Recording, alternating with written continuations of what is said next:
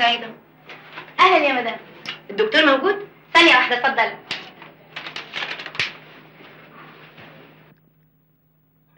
انا لسه سوها جاب التحليل يا دكتور. طيب متشكر. قولي لها تستناني. مدام حنان مستنية بره.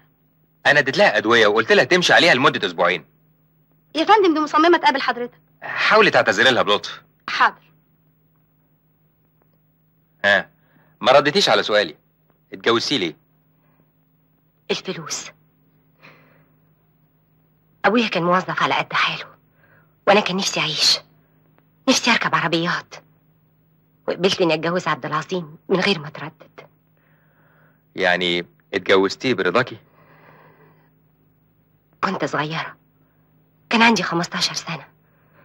دول حتى جابوا لي الشهادة من الدكتور علشان المأذون يرضى يكتب كتابي. ويا ترى حققلك كل اللي في نفسك؟ اعتبرتها صفقة اديها كام سنة من عمري، وبعد كده اتمتع بشبابي وفلوسه. وبعد مدة اكتشفت ان الفلوس ملهاش اي طعم من غير حضن راجل احس جنبه بالدفء والحب. مدام نجوى، انا شايف ان حضرتك تعبتي. ايه رايك لو نكمل كلامنا في الجلسة الجاية؟ يا ريت يا دكتور. طب اتفضلي على المكتب.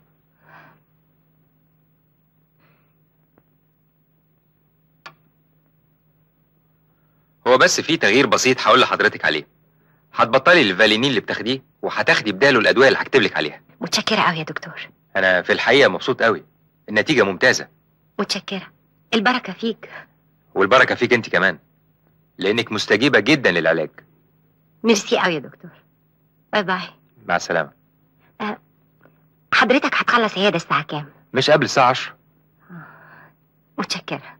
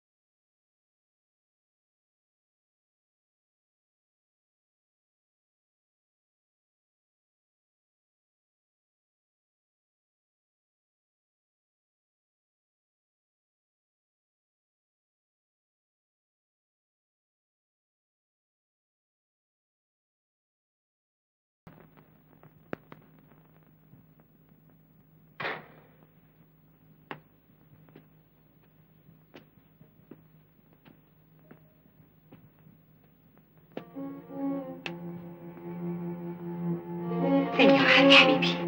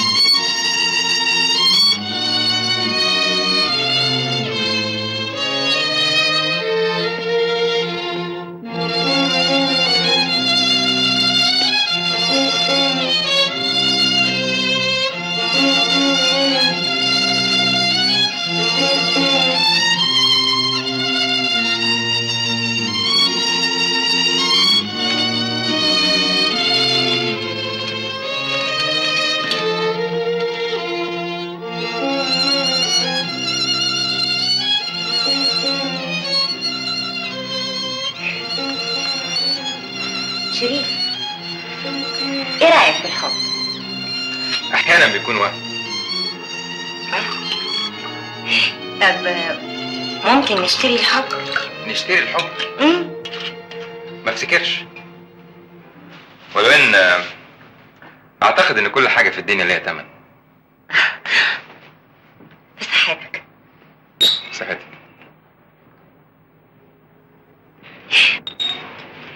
شريف، انت طبعا عرفت ستات كتير قبل كده، مش كده؟ كنت اعرف ستات. وكلهم حبوك قوي. يعني ليه؟ وايه اللي ليه؟ لا مش قصدي، غير انك حلو وتجنن وزي القمر، حبوك قوي قوي ليه؟ علشان كنت ببيع لهم الوهم. طب وانا بتحبني؟ لا، بعبدك. هو مالوش ولا صورة ليه؟ هو مين؟ جوزك. هو لازم يعني؟ علشان لما اشوفه على الاقل اعرفه. ما تشوفش وحش. طب بيعرفيني انت عليه بقى؟ علشان تبيع له الوهم. يا عفريتة.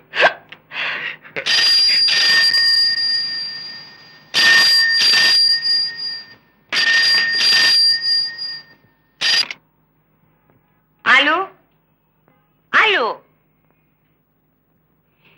محدش بيرد. انت متأكدة ان جوزك مسافر؟ شفته وهو بيركب الطيارة، وشفت الطيارة وهي بتطير في السماء. ايه، خايف؟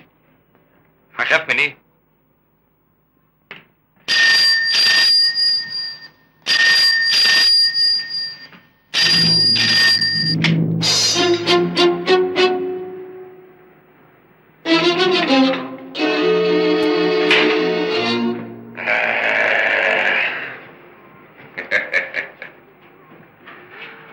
ممكن اعرف الدنيا ورحت كده النهارده؟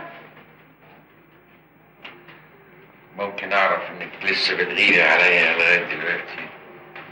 وانت عندك شك في كده يا حبيب قلبي؟ انا عايزك تثبتي لي.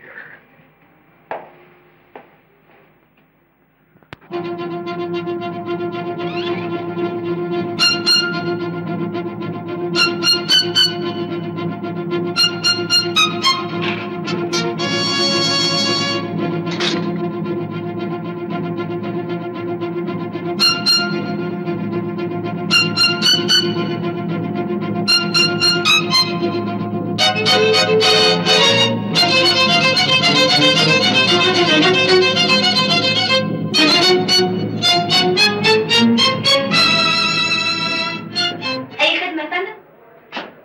الدكتور شريف من فضلك. تحت امرك، بس هو مش موجود. طيب اقدر انتظره؟ اتفضل. شكرا.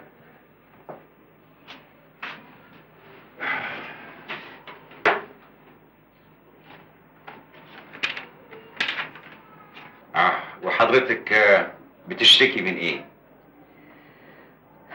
يعني اكتئاب. ايوه، ده مرض يجيل، بس يعني معقولة الشياكة دي والحلاوة دي يجيها اكتئاب؟ حضرتك زميل الدكتور شريف مش كده؟ مش بالظبط يعني دكتور زيه؟ لا. انا استاذه. ايوه. ساعة البيت يا فندم، تحب حضرتك تستنى الدكتور في اوضته؟ مفيش مانع. اتفضل. شكرا.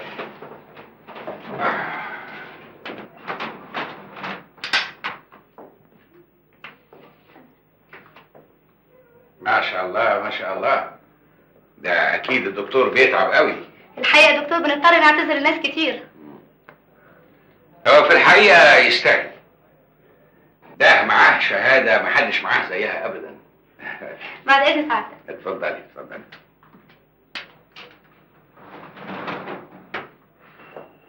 سبحان العظيم الوهاب.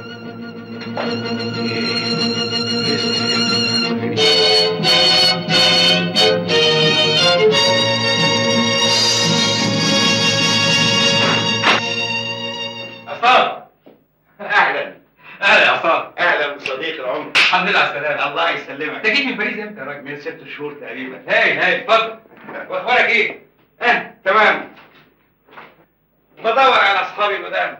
يا اخي نسيتني اقول لك الف مبروك على العياده. الله يبارك فيك. والف مبروك، ده انت عندك اسم الله حالات اكتئاب كتيره قوي. على فكره مسيو ميشيل بيسلم عليك قوي.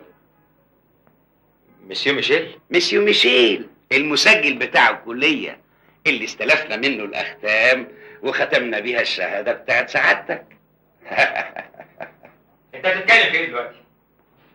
انت عملت لي خدمه في باريس وخدت ثمنها ومش كده الموضوع يبقى منتهي. يعني انا غلطان اني جيت اشوفك وابارك لك؟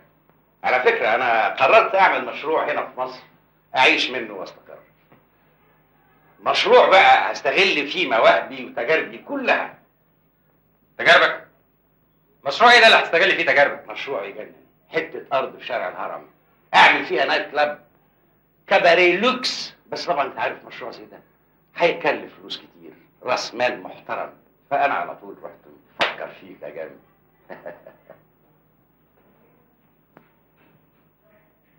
'عايز كام يا عصام؟ 40,000 جنيه بس. ده ابتزاز يا عصام. ابتزاز؟ وانا لما عرضت نفسي للمسؤوليه وعملت لك الشهاده وبقيت دكتور قد الدنيا، عيادات وعربيات، ما كانش ده تزوير وابتزاز؟ واذا قلت لا؟ لا. انا عارف انك ما تعملهاش لانك ابن ناس طيبين، مش متعود على البهدله والتحقيقات والسجن. بصراحه يا عصام انا ما عنديش مبلغ زي ده. طب انا هسهلها لك يا شريف. هنقسم المبلغ على 4 دفعات، كل دفعه 10,000 جنيه. قلت ايه؟ انت فاهم ان العياده بتجيب لي مبالغ كبيره بالشكل ده؟ ما بتجيبش. دي الهانم اللي كانت سهرانه معاك امبارح، دي حرم المليونير عبد العظيم بيك فهمي. انا اسف يا شريف لو ضايقتك وعطلتك وضيعت وقتك، بس انا لجأت لك برضه في حق الصداقه والعشره الطويله. شريف ما تنسانيش، انا هستناك بكره الساعه 12. اديني واحد دبل الدبل. الو، مين؟ اهلا يا سيدي. مين؟ الهانم موجود، ثانية واحدة.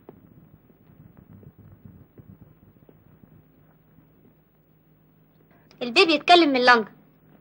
خلصتي شغلك؟ ايوه يا هانم. طب روحي انت. الو، اهلا يا روحي. وصلت لندن امتى؟ وحشتني. الحمد لله على السلامة. بقول لك ايه، اوعى تنسى الفرير والبراش. طيب، باي باي.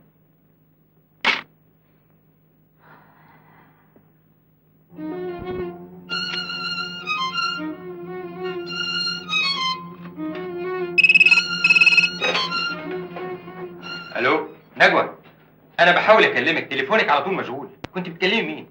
جوزي. ايوه نجوى، انا ضروري لازم اشوفك. طب يلا سيب اللي في ايدك بقى وتعالى حالا. طيب انا جايك على طول. طيب باي باي يا روحي.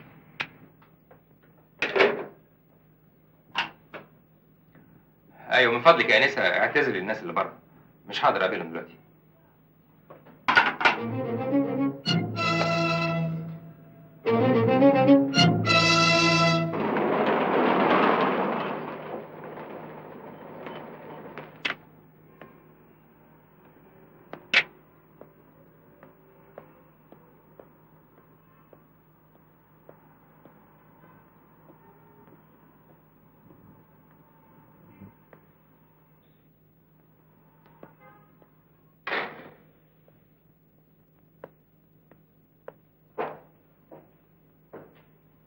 نجوى، نجوى،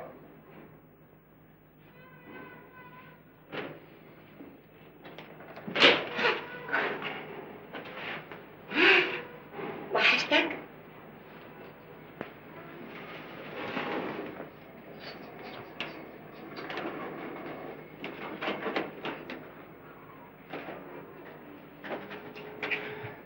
مالك يا شريف؟ انت زعلان مني علشان خليتك تنزل وتسيب العياده بدري؟ لا ابدا، مفيش حاجه. لا ده انت مش طبيعي النهارده. انا اسف يا نجوى، مش قصدي ان انا اضايقك معايا. يا سلام، ولو ما كنتش ابقى جنبك وانت متضايق، ابقى جنبك امتى؟ وانت ايه ذنبك اشغلك معايا؟ ذنبي اني بحبك. الله، انت قلبتها دراما خالص. هي فعلا دراما. خلاص، نشوف العقدة فين ونحلها سوا. تعرفي يا نجوى اصعب حاجه على الدكتور ايه؟ انه يبقى عارف علاج المريض اللي قدامه ومش قادر يعمل له حاجه. طول ما انت بتعمل واجبك كدكتور، سيب الباقي على ربنا. واذا كان المريض ده صاحبي وصديق عمري ومدين لمستقبلي. لا، دي الحكاية عايزة قعدة. تعال تعال اقعد وارتاح وقول لي بقى ايه اللي حصل. ليا واحد صاحبي عمري ما هنسى موقفه معايا لما جات لي ازمه نفسيه واحنا في باريس. ما كنتش هكمل دراستي، ولولا وقوفه جنبي يمكن ما كنتش خدت الشهاده. طب وبعدين حصل له ايه صاحبك ده؟ فات عليا النهارده في العياده وكشفت عليه، واتضح ان توقعاتي كانت في محلها. حالته فعلا خطيره. والمرض ده ملوش علاج؟ ما كانش ضميري يأنبني بالشكل ده. مش فاهمة حاجة يا شريف.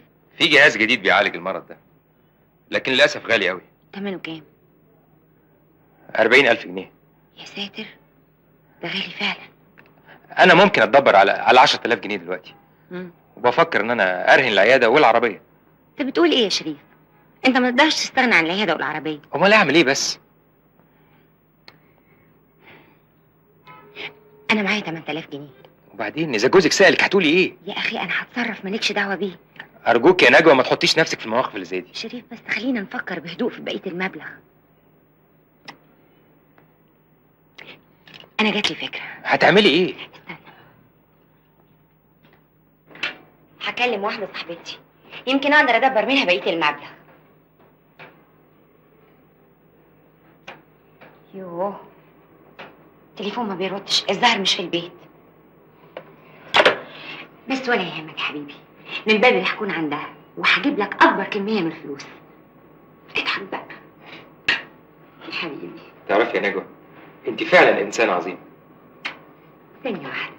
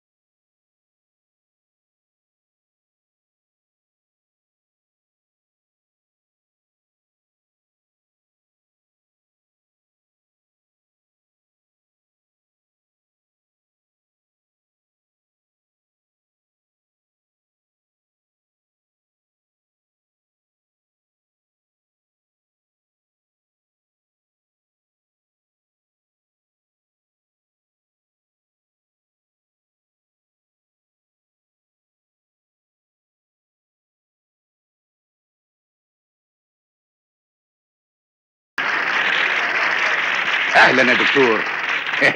اتفضل اتفضل.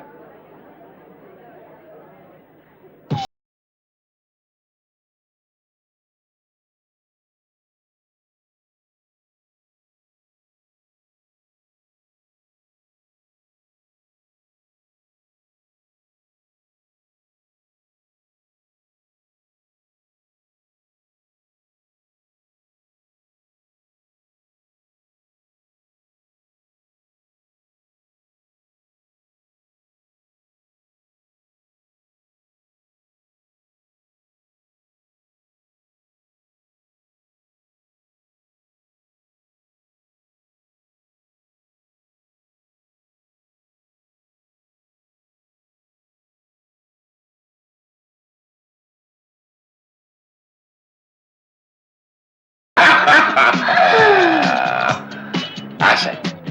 هاتي واحدة بقى.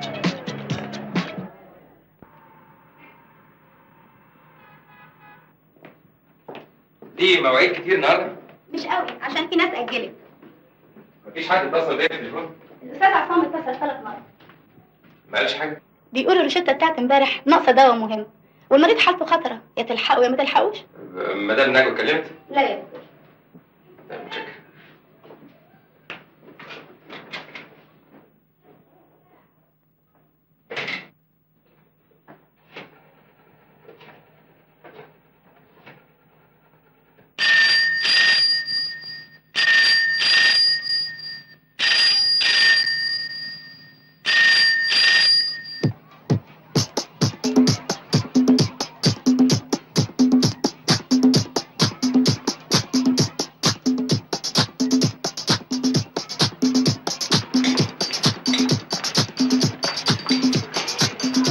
بقالك كتير؟ مش قوي. بنت ازازة ويسكي لو سمحت. ليمون من فضلك. ليمون؟ أيوة.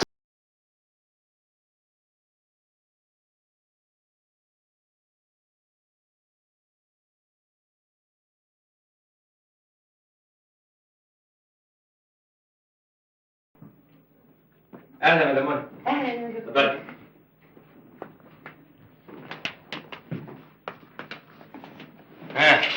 ازيك النهارده؟ الحمد لله. كويس؟ أنا أحسن من الأول بكتير. طبعا بتنامي كويس بالليل؟ كويس جدا الحمد لله. طب قولي ما نبطل الفاليوم ده شويه بقى. بس أنا استريحت عليه يا دكتور. هديلك حاجه بدل. عن اذنك يا واحد.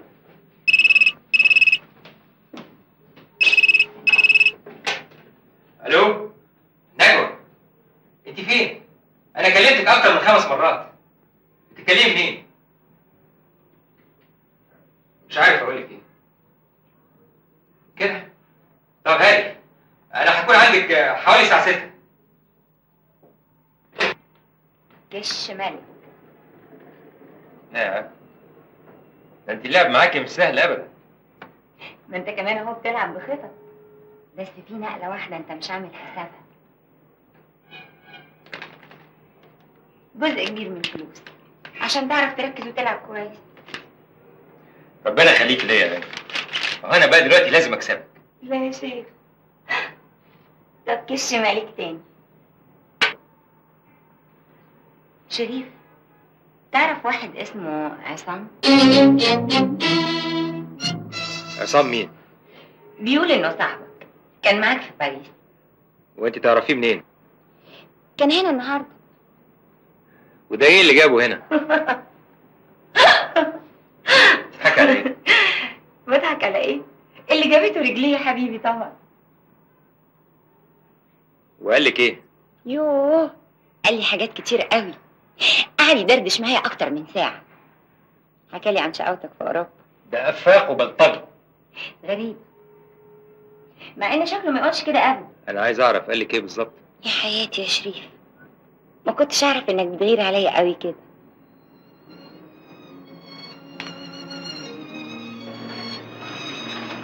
بقى حد يسيب القمر ده كله ويبص لعصام؟ نجوى انا عايز اعرف عصام كان هنا ليه؟ انت كنت عايز الفلوس دي ليه؟ ما انا قلت لك قبل كده انا عايزها ليه؟ شريف،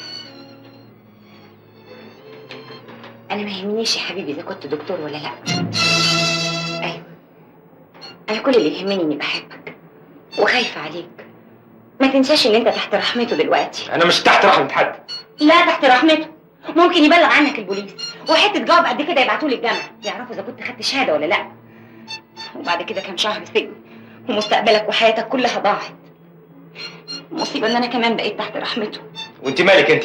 شافني معاك في النايت كلاب، ممكن يقول لجوزي ويخرب حياتي كلها. شريف، شريف صدقني احنا الاتنين بقينا تحت رحمه الراجل ده. انا لازم اقتله واخلص منه.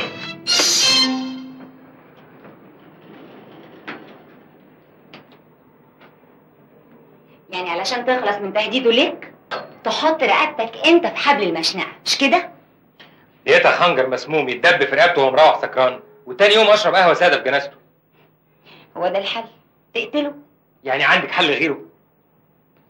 عصام كل اللي يهمه الفلوس، مش كده؟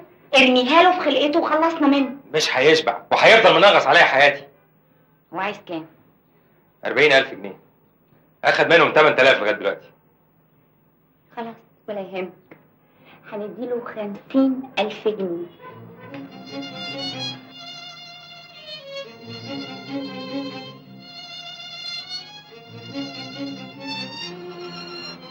قصدك ايه؟ هنعمل معاه قد شركة في المشروع اللي بيقول عليه. انت برضه صدقتي الكلام ده؟ استنى بس، بشروطنا احنا. الشرط الاولاني انه يمضي لنا شيكات ب100,000 جنيه. الشرط الثاني انه يسيب مصر نهائي. هيغيب له سنتين ثلاثه ويرجع تاني يهددني. الايصالات هتكون باسمي، ما يقدرش يدخل نفسه في قضية تجديد. لكن هندبر المبلغ ده ازاي؟ عبد العظيم جوزي شاري لي فيلا في مصر الجديدة تيجي بتاعت 70,000 جنيه. وده هتقولي له ايه ده؟ هو ضروري يعرف ان انا بعتها؟ وهو يعني مشتري ده جاهز كده على طول؟ لا طبعا، بس ممكن يتدبر بسهولة. عارف الاشكال فين؟ اجراءات البيع والتسجيل ممكن تاخد وقت، يعني ما بين 10 ل 15 يوم. وهو يفضل يبتزنا ويهددنا؟ ده مجرم مستعد يلعب باي كارت. شريف، انت تسافر في اي حته في الدنيا، تهدي اعصابك وتسيبني انا اتفاهم معاه واخلص كل حاجه، وبعدين انت ترجع بالسلامه.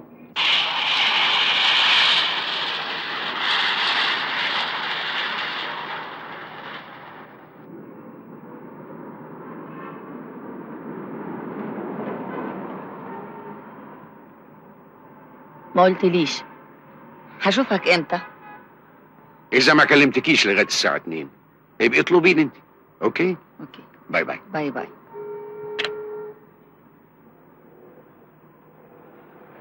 باي باي. مساء الخير يا سعاده البيت. مساء الخير يا ادريس. عم ادريس، يا عم ادريس، في تليفون من الست هانم صاحبة البيت.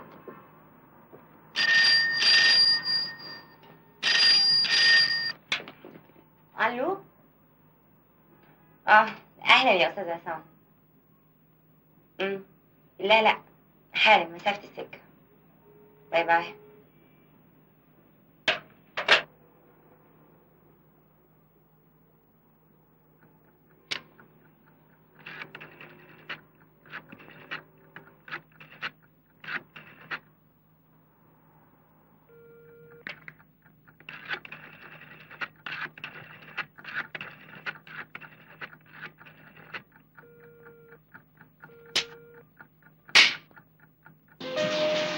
اتفضلي.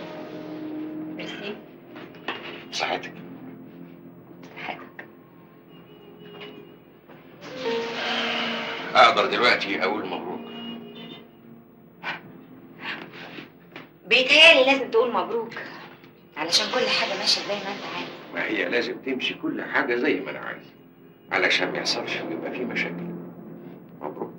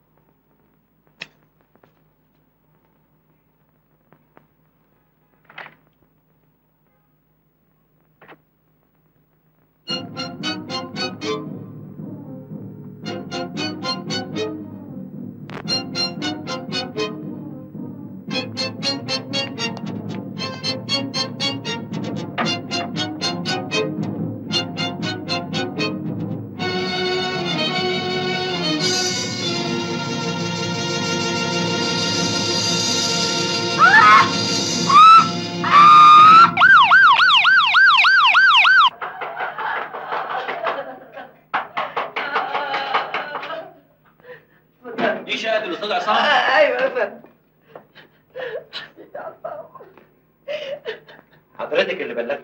ايوه يا فندم، من هنا اتفضل.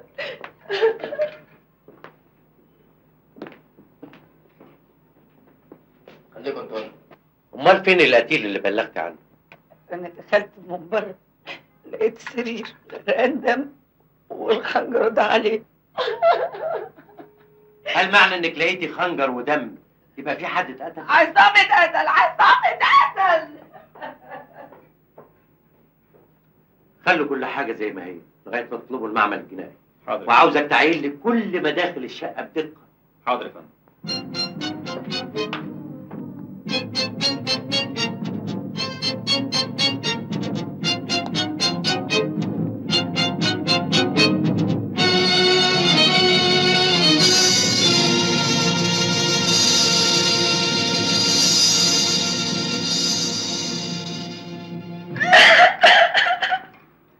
شد حيلك يا مدام بوسي.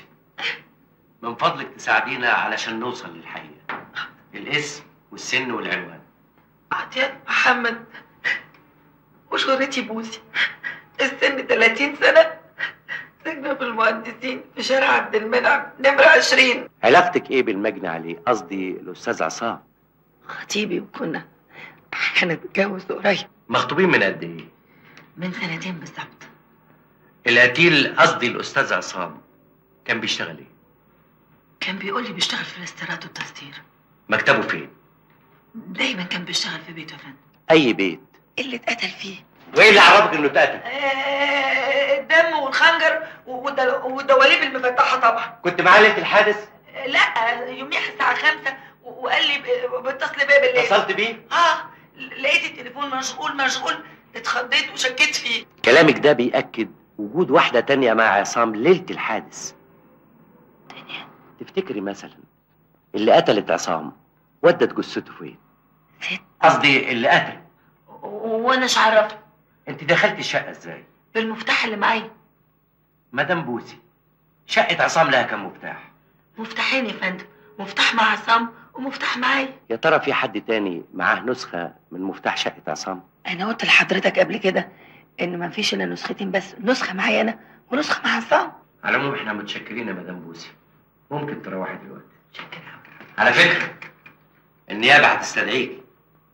نيابه؟ حاضر.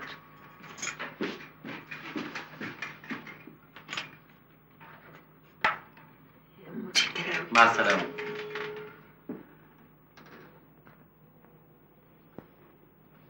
حادثة غريبة. على فكرة يا فندم الجريمة تمت وما كانش المقصود بيها السرقة. المهم في الموضوع جثة عصام فين؟ في البدرون بتاع العمارة. انت ومراتك وعيالك ساكنين في بدرون العمارة؟ لا يا بيه، مرتي وولادي في البلد. بقالك كم سنة بتشتغل بواب في العمارة؟ بقالي 9 سنين. طب قول لي ايه اللي شفته بالظبط ليلة الحادث؟ يوم الحادثة بصيت لقيت الأستاذ عصام نازل من عربية الست بوسي، سلم عليا وطلع على شقته. بعد كده بصيت لقيت الواد ابن عم حسنين صاحب كشك السجاري اللي قدام باب العمارة، قال لي كلم الست صاحبة العمارة طلباك على التليفون. طلعت اجري، كانت هي قفلت السكة واستعوجتني وقالت له خليه يجيني حتى ولو في تاكسي. ورحت لصاحبة العمارة؟ ايوه، وقالت لي انها ما طلبتنيش خالص. الست صاحبة العمارة متعودة انها تتصل بيك بالتليفون؟ بسيط قوي يا بيه، لما يكون في حاجة مهمة. ساكنة فين صاحبة العمارة؟ في المعادي 25 شارع 10. في حد من سكان العمارة بيستعمل سلم الخدامين؟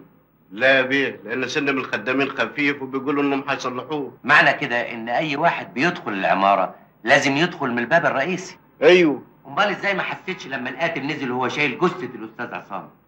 أنا قلت لك يا بيه كنت نايم، والله العظيم كنت نايم. نايم؟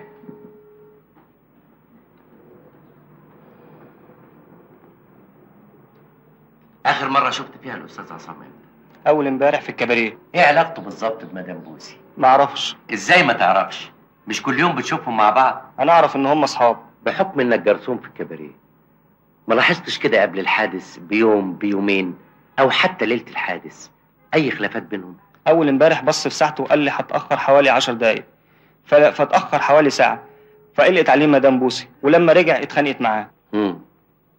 مفيش حد غريب زار عصام في الكباريه؟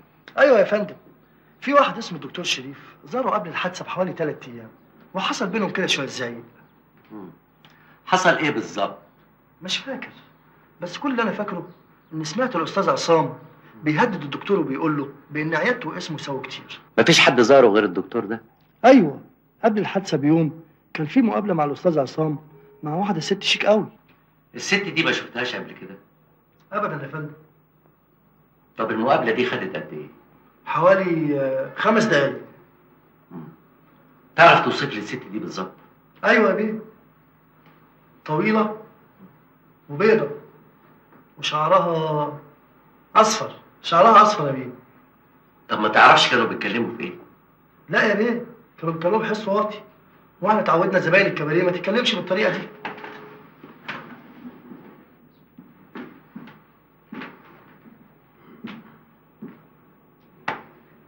الست دي لو شفتها مره تانية تعرفها؟ ايوه يا بيه. طب امضي.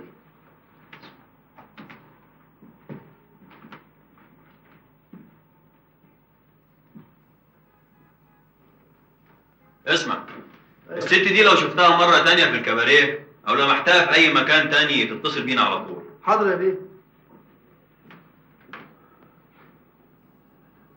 على فكرة يا علي، ملامح الجريمة ابتدت توضح. بحكم صلة القرابة بينك وبين الأستاذ عصام، تسمح لي أستوضح من حضرتك نقطة؟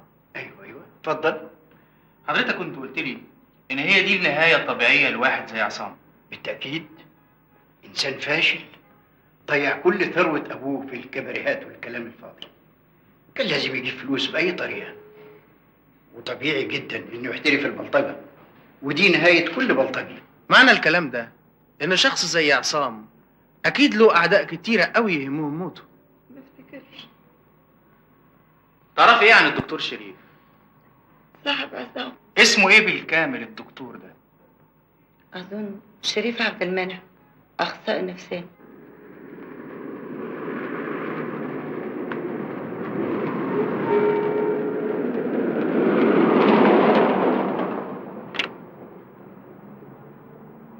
ازيك يا محمد؟ الحمد لله على السلامة يا دكتور. الله يسلمك. محدش سأل عليا وانا مسافر؟ البوليس سأل عليك.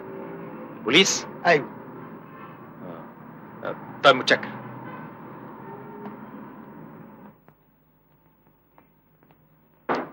ادخل.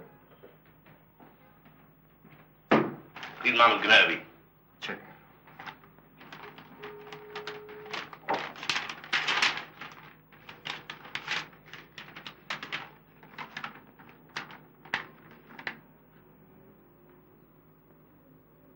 مش معقول، مش ممكن. في ايه يا فندم؟ تحليل المعمل الجنائي جاي بيقول ان مفيش اي اثار بصمات على الخنجر، والاعجب ان الدم دم بني ادم. وبالكشف في سجلات الاحوال المدنيه ثبت ان فصيله الدم الموجوده على الملايه من نفس فصيله دم عصام. شيء يحير. على فكرة يا فندم، أنا بقول السبب في ارتكاب الجريمة دول هو احتمالين، والسبب الأولاني هي علاقة نسائية. طيب طالما عصام اتقتل، فين جثته؟ وإيه مصلحة القاتل في إنه يخفي جثته طالما قتله؟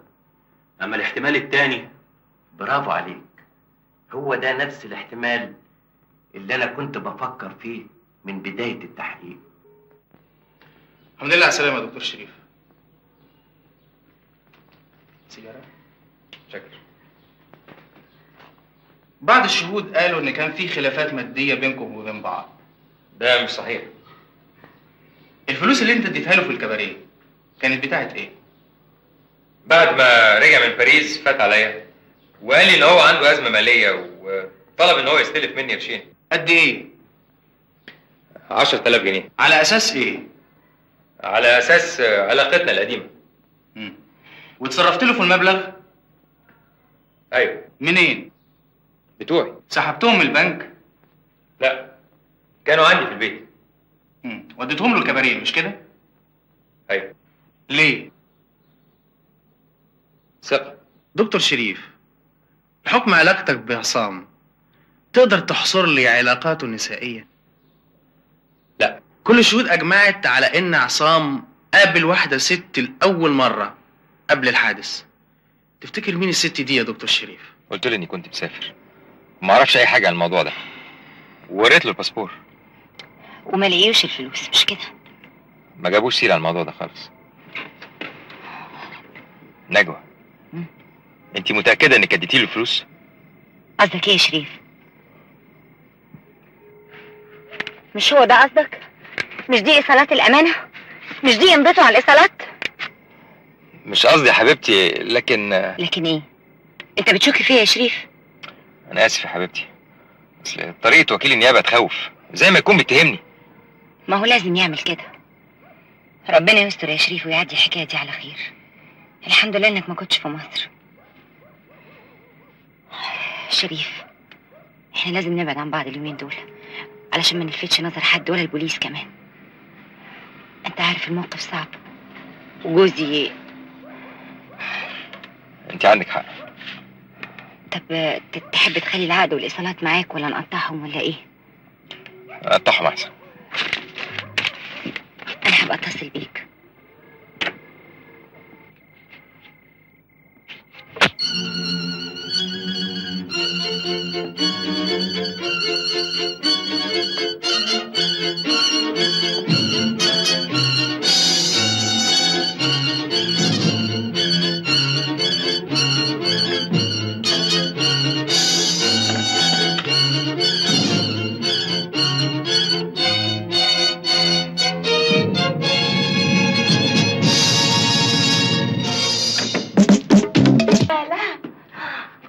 استنى. ايوه. لا مش كده، لا يا شقي.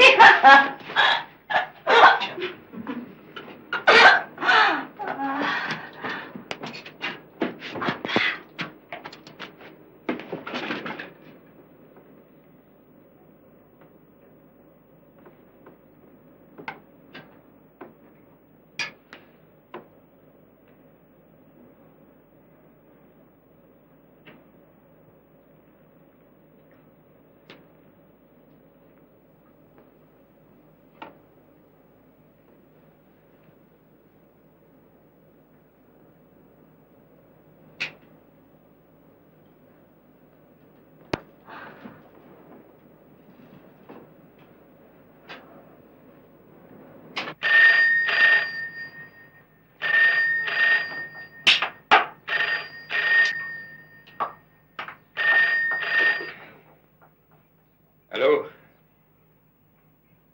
مالك يا نجوى؟ في ايه طيب؟ ما هو مش ممكن كده. ايه دي عشان اعرف اسمعك؟ الساعة 2 دلوقتي يا نجوى. طب وجوزك؟ حاضر، مسافة السكة بس. طيب.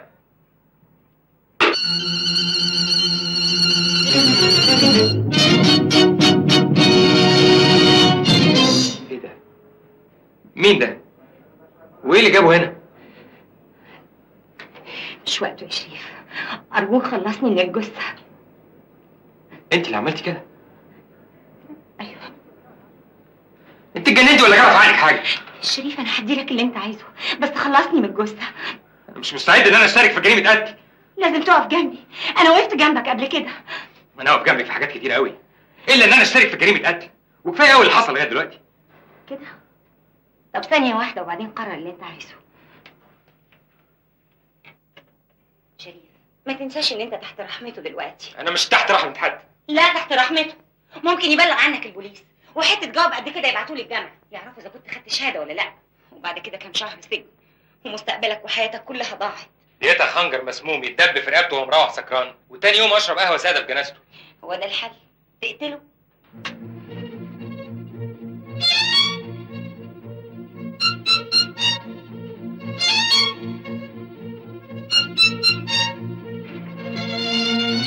شريف أرجوك ما تفهمنيش غلط، أنا مش بهددك، بس أنا في مصيبة، لازم تقف جنبي يا شريف، أنا ماليش حد غيرك.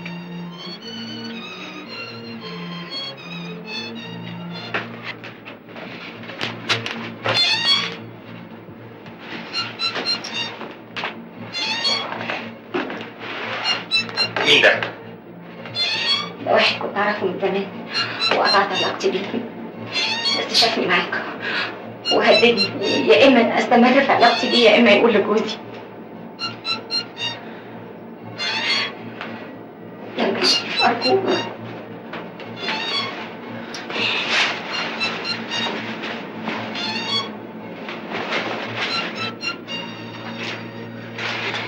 ايه ده انت رايح فين؟ هروح اجيب العربيه.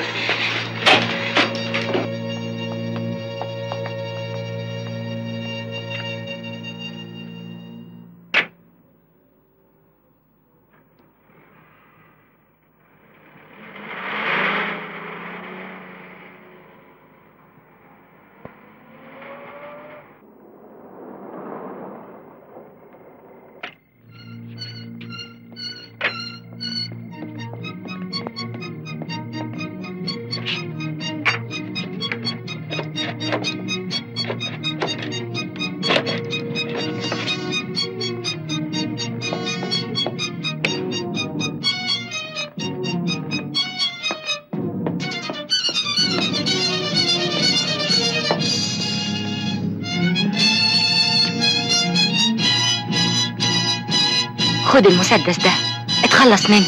ارميه هنا.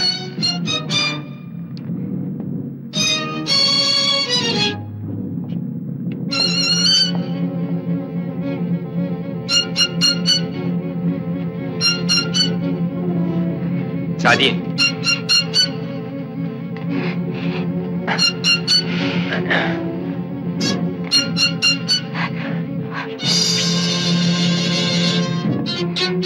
خدي بالك.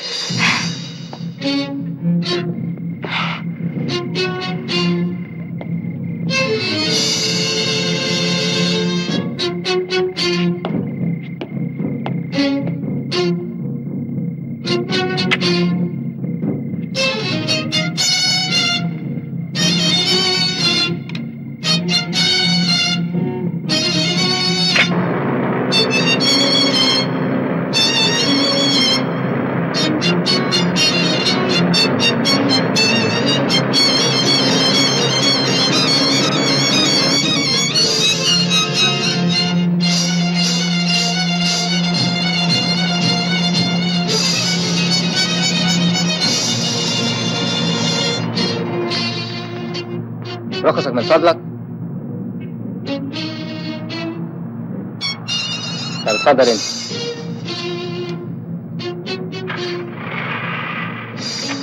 رخصك من فضلك.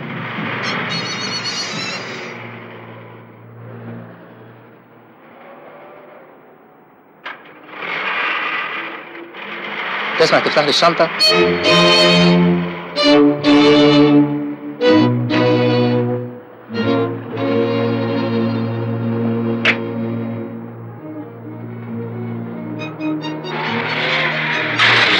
تفتحوا تركبوا عربية ازاي بس مش عارف. بص قدام. ايه في ايه؟ عربيتين خبطوا ببعض يا فندم. طيب اتفضل انت.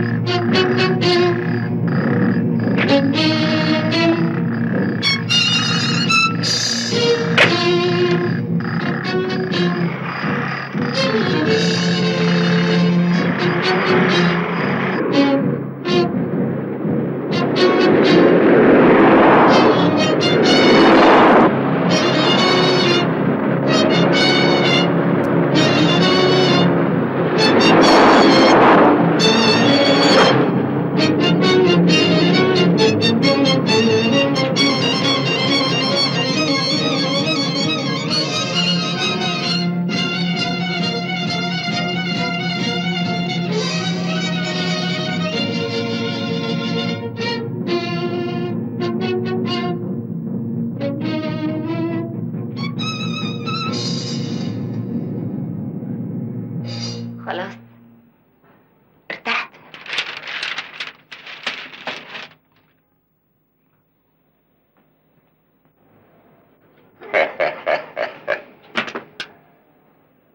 هو الدكتور شريف عمل اللي عليه واكتر.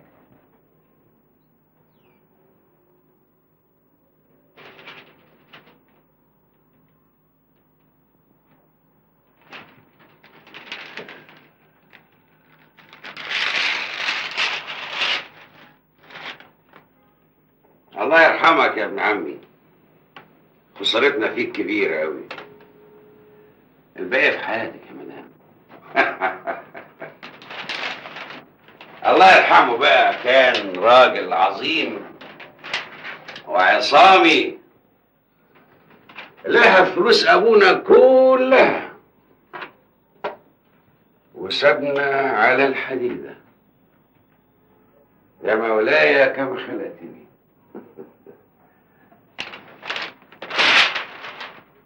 صحة نجاح العملية هانت، فاتك كتير قوي يا نجوى، ما بقى الا قليل. خلاص انا عارف اني ضيعت سنين وسنين حلوة قوي من عمرك مع الحيوان ده. دلوقتي جاء الوقت انك تتمتعي بالثروة وبالحب. لا لا يا عصام، لا ارجوك، انا اعصابي تعبانه، اعمل معروف ارحمني. معلش فاتك كتير وما بقاش الا القليل. قصدك ايه يا عصام؟ قصدي كل خير، احنا هنكمل المشروع اللي ابتديناه وكلنا هنستريح ومفيش مشاكل. اسمعي يا نجوى، انا عملت غلطه كبيره قوي وانت اللي هتصلحيها. مش فاهمه. انا هفهمك. المسدس اللي اتقتل به الحيوان ده مسدس الدكتور شريف. انا غلطت ورجعته العياده تاني. انا عايز المسدس ده. انت بتقول ايه يا عصام؟ والمسدس اللي انا اديته لشريف يتخلص منه؟ ده مسدس جوزك. لا يا عصام، انا مش فاهمه ولا حاجه. بس انا فاهم.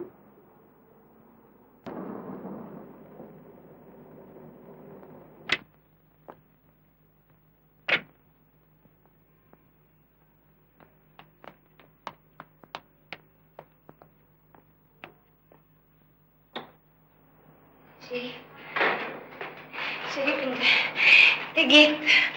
ما كفايه شرب وتفوقي بقى. فوق بقى، فوق ليه؟ خليني كده احسن. اتفضلي يا استهانه، ادي المسدس اللي انت طلبتيه. انت جبته؟ انت خايف كدب عليا. انت بتحبني يا شريف مش كده؟ لا يا شريف، لا رايح فين؟ احنا في ايه ولا في ايه دلوقتي؟ ما تفوقي بقى، اللي حصل ده ثمنه رقبتنا احنا الاثنين، فاهمه؟ لا انا اسفه، انا لوحدي. لو البوليس عرف اي حاجه انا هعترف على نفسي بس. انت مالكش ذنب. شريف ما تسيبنيش يا شريف. شريف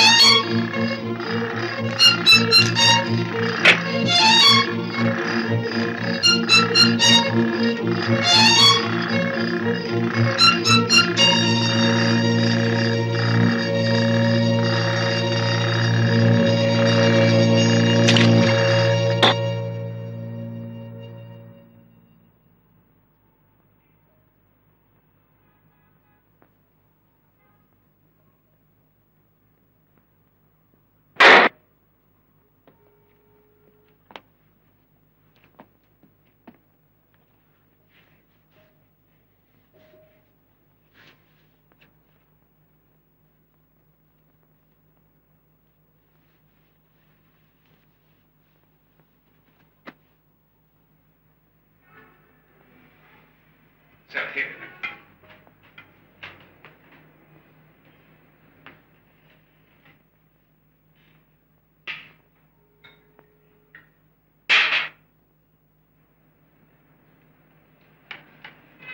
انت عايز ايه؟ المسدس جابه. اشوفه بقى. مش موجود. نعم. انا اتخلصت من المسدس. خلصت منه. ايوه. انت جننتي. ايوه جننت وزهقت منك. امشي اطلع بره. نجوى. بره. ايه الشكل ده تودي نفسك في 60 داهيه. اهدي خلاص. انا زهقت وقرفت يا عصام. انا هعترف للبوليس بكل حاجه. خلاص ما نعترف له سوا. بس الله على الجد، والجد الله عليه. هتعترفي للبوليس تقولي له ايه يا حلوه؟ هتقولي له مين اللي قتله؟ يا روح امك. ما تقول يا بنت السايسه تربيه الاسطبلات. اتكلمي. اسمعي. اقعدي واسمعي للاخر. اسمعي للاخر خالص. فاكره ده؟ نعاد. فاكره؟ انا هقرا انه في يوم كذا شهر كذا سنه كذا قد باع الطرف الاول حليمه عبد الدايم حنجل، هو مش اسم جد حضرتك حنجل برضه؟ الى الطرف الثاني عصام بيك فهمي اللي هو انا. كيت وكيت وكذا ومذا وكذا، يعني ما يعادل نصف تركه الزوج المرحوم جوز حضرتك. هسيبك بقى انت تقولي للبوليس ازاي اتصرفتي في اموال جوزك وهو عايش. مش كده ولا ايه؟ ومع ذلك انا مش شايف لزوم كل اللي بيحصل. ايه اللي حصل هنا؟ وليه اتغيرتي؟ ليه؟ مش قادره، مش مستحمله يا عصام. ضميري. ضميرك. خلاص يا ستي اقتلهولك هو راخر. انت ايه يا اخي؟ حيوان؟ ما بتحسش؟ ما عندكش ضمير؟ ضمير انا قتلته من زمان ودفنته في قبر ابويا بعد ما عمي زور الاوراق. وبعدين واخري قوي يا نجوى، اخر حاجه تكلمي عنها الضمير يا روح قلبي. ده احنا دافنينه سوا. انت عايز مني ايه دلوقتي؟ نفكر سوا. في ايه؟ في الاجراءات. انت لازم تبلغي عن غياب جوزك. انا؟ ومالك اتخضيتي كده ليه؟ امال كنت هتعترفي للبوليس ازاي؟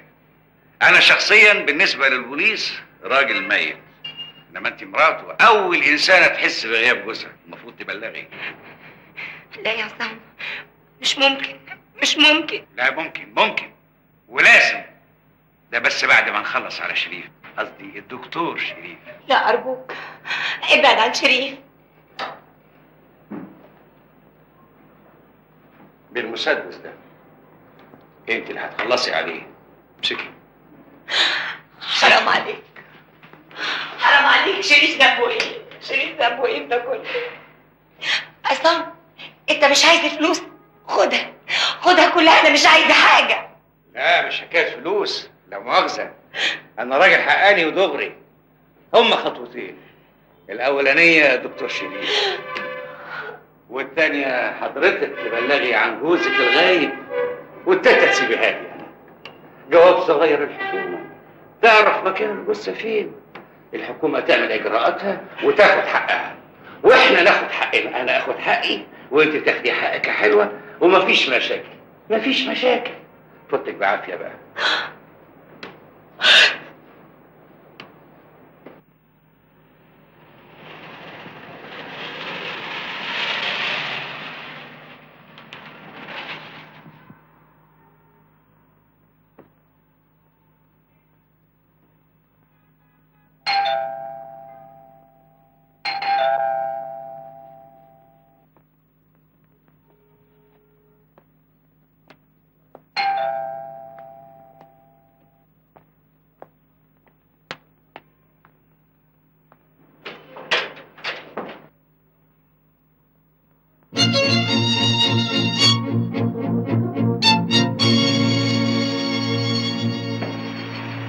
انت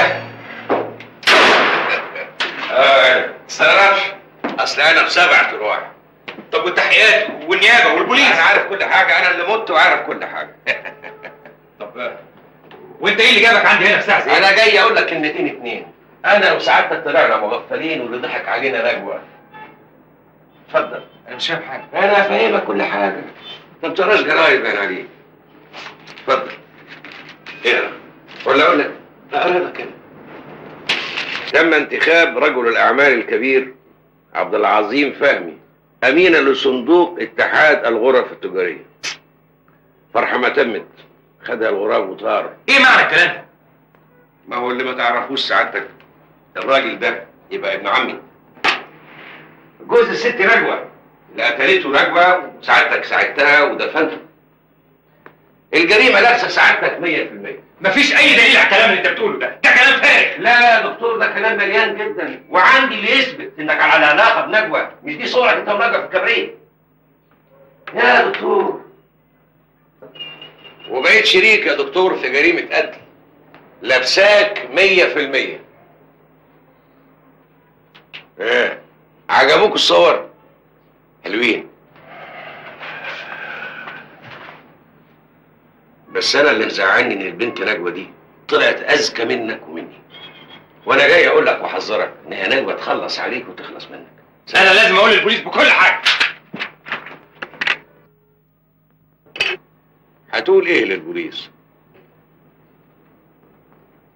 هتقول له انك دكتور مزيف؟ هتقول له انك قتلت؟ هتقول له انك دفنت؟ وفي حاجه تانية لازم تعرفها يا دكتور، المسدس اللي قتلت بيه نجوى جوزها يبقى المسدس بتاع سعادتك. كذاب. ايوه انتوا الاتنين كدابين مجرمين سفله. اهدى واسمعني يا دكتور وفوق بقى، ولازم تتغدى بيه قبل ما هي تتعشى بيك. اصحى.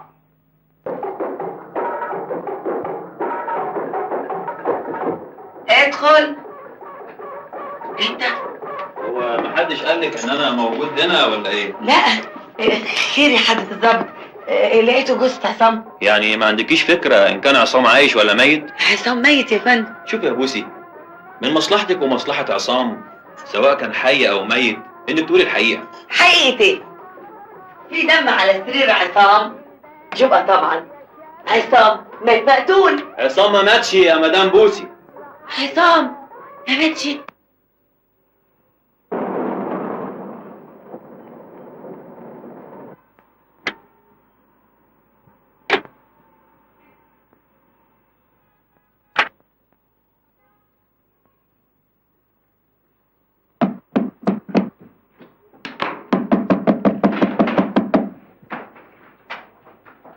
شريف شريف اسمعني، انا عايزه اقول لك. فين المسدس؟ شريف قبل اي حاجه لازم تعرف اني بحبك. كدابه.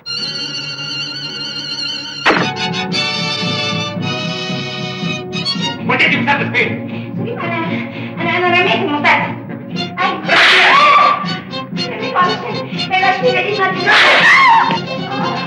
تعالي هنا. انت بتقولي انك عايزه تنقذيني، وعصام بيقولوا انه عايز ينقذني، وانتوا الاثنين كدابين كدابين. شريف افهمني، المسدس ده لو وقع في ايد عصام. ولما انت خايفه عليا طلبتيه مني ليه؟ عصام هددني، رماني في طريقك ولعب بينا احنا الاثنين، خلاني اسجلك علشان ينفذ خطته وتقتلوا عبد العظيم وتخلوني انا كبش الفدا، مش كده؟ عصام هو اللي قتله وانا اللي دفنته.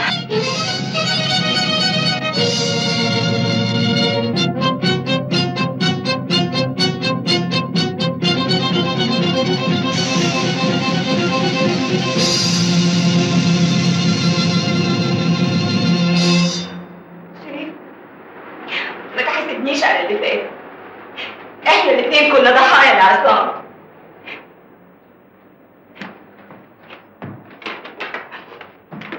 شيف خد الفلوس دي، خدها كلها وسافر.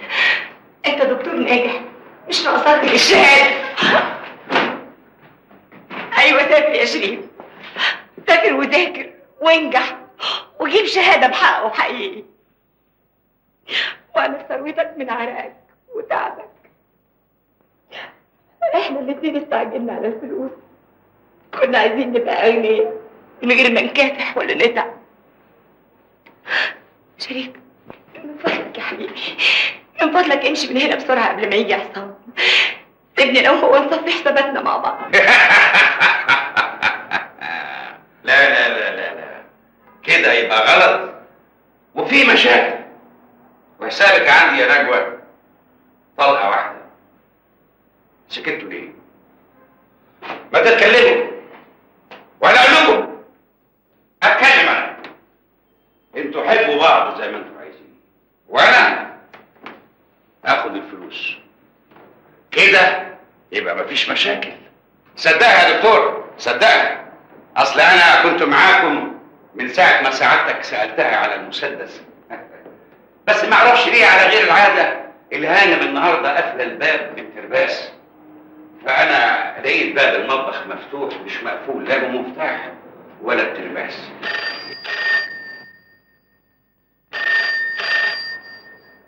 انت مستنيه مكالمه من حد؟ اتكلمي. لا. طب تعالي ورد على التليفون، بس مش عايز غلط. على مهلك. اتفضل يا دكتور، اتفضل. مش عايز غلط.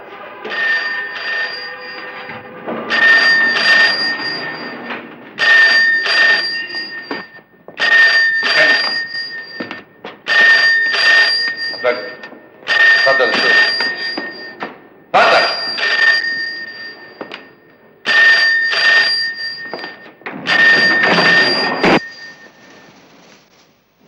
حط سماعة، حط سماعة. انا شامم ريحه غاز. امال يا دكتور كل شيء مترتب وتمام قوي. الفيلا دي هتولع كلها عن اخرها. عبد العظيم بيفهمي وحرمه هيبقوا حتتين فحمه. ومفيش مشاكل. خليك مكانك يا دكتور. اعمل يا عصام، اعمل معروف. انت عارف كويس قوي انك ما تقدرش تستعمل المسدس ده. ليه؟ لانك لو ضربت طلقه واحده كلنا هنولع.